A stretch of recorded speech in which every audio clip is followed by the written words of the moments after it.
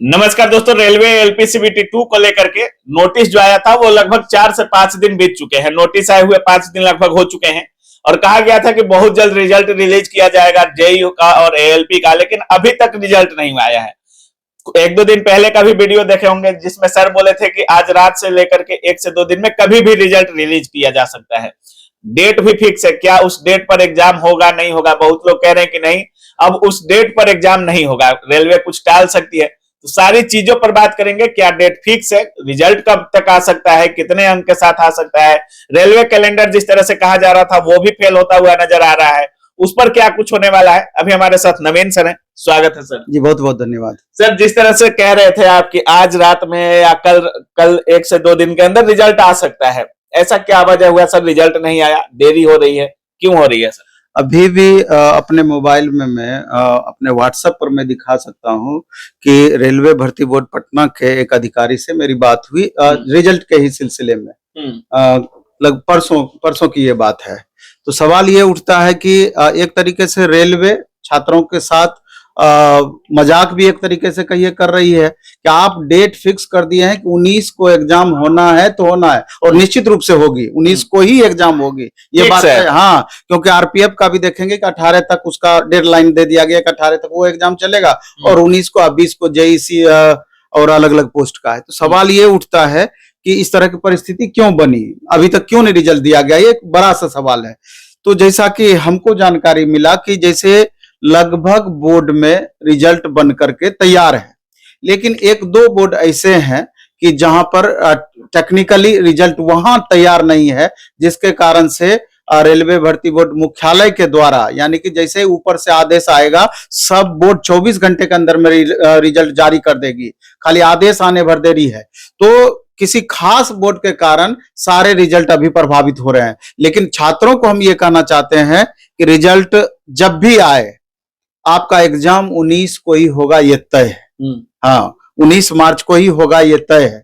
इस लेकर के जो भी जिन छात्रों को लग रहा है कि मेरा रिजल्ट होगा ही होगा, खास करके वैसे छात्र जो कि 40 प्लस में हैं, तो उनको थोड़ा भी बिना सोचे समझे तैयारी को कंटिन्यू रखनी चाहिए, क्योंकि डे बाय डे समय आपका कम होता चला जा रहा है।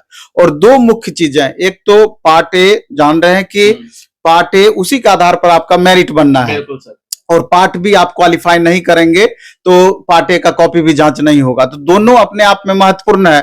लेकिन पार्ट ए में बेसिक साइंस, इंजीनियरिंग, ड्राइंग, सबसे ज्यादा छात्रों को वापो वाली स्थिति इसी सेक्शन को लेकर बनी रहती है। मैथ, रीजनिंग तो समझिए कि जिंदगी भर बच्चे से पढ़ते आ रहे हैं, वहां दिक्कत कम महसूस कर रहे हैं। लेकिन हम ये छात्रों को कहना चाहते हैं कि मैथ, रीजनिंग का पूरा 100% फोकस रहना चाहिए कि वो आपका स्कोरर सब्जेक्ट है। 50 में 45 कैसे लाएंगे, 46 कैसे लाएंगे, वहां संभव है उतना आप ले आएंगे।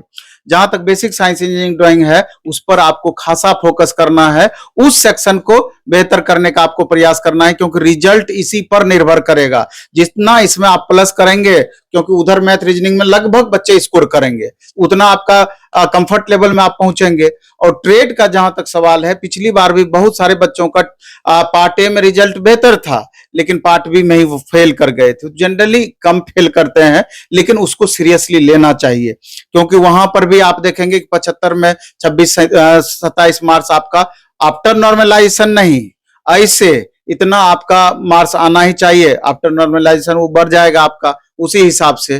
तो इसमें भी सर जो रिजल्ट आएगा अभी सीबीटी 1 का, उसमें भी नॉर्मलाइज्ड स्कोर से ही रिजल्ट बनने वाला है। सीबीटी 1 में उसी के आधार पर होगा, सीबीटी 2 में बात नहीं है। तो सर जो कह रहे हैं आप 60% के आसपास रिजल्ट बन सकता है बार का, तो क्या नॉर्मलाइजेशन मार्क्स, नॉर्मलाइज्ड मार्क्स को आप कह रहे हैं या रा मार्क्स पे? नहीं, जैसे अभी तो जो रिजल्ट आएगा सीबीटी 1 का, वो तो नॉर्मलाइज मार्क्स होगा। आगे चल करके नॉर्मलाइजेशन आपका संभावना कम रहती है, क्योंकि वो 1 से 2 एक ही दिन में सारा एग्जाम करा लेंगे, तो वहां तो नॉर्मलाइजेशन होगा ही नहीं, तो वहां पर दिक्कत नहीं है। इस तरीके से मात्र 4 दिनों में शायद एएलपी का एग्जाम समाप्त हुआ है, ज्यादा नॉर्मलाइजेशन पिछले एग्जाम की तरह होगा इस बार?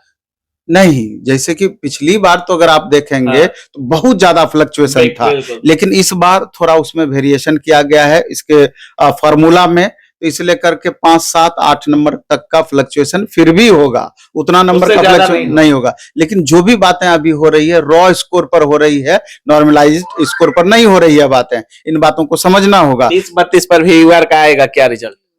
30-32 पर तो किसी भी सूरत में हमको नहीं बहुत लोग लगता दावा है। कर रहे थे 30-34 नहीं, 35 पे रिजल्ट आ जाएगा क्या यूआर? कैटेगरी वाले छात्रों का रिजल्ट कैटेगरी वहां में। पर संभव, यूआर का यूआर का ऊपर जाएगा, क्योंकि आप देख रहे हैं कि रेलवे भर्ती बोर्ड, इतने सारे रेलवे भर्ती बोर्ड हैं, सब में number of student, number of vacancies, number of appear होने वाले स्टूडेंट, क्वेश्चन का लेवल डे बाय डे में फ्लक्चुएशन रहा, इसलिए करके कुछ भी कहना मुश्किल है। आप जो कट ऑफ दिए थे उसको वापस ले रहे हैं या बरकरार है? नहीं, वापस काहे लेंगे, उतना ही रहेगा। यूआर का हम 40 प्लस दिए हैं, तो वहां पर एकदम हम कंफर्म है, वापस नहीं ले रहे हैं? वहां क्यों हम वापस लेंगे?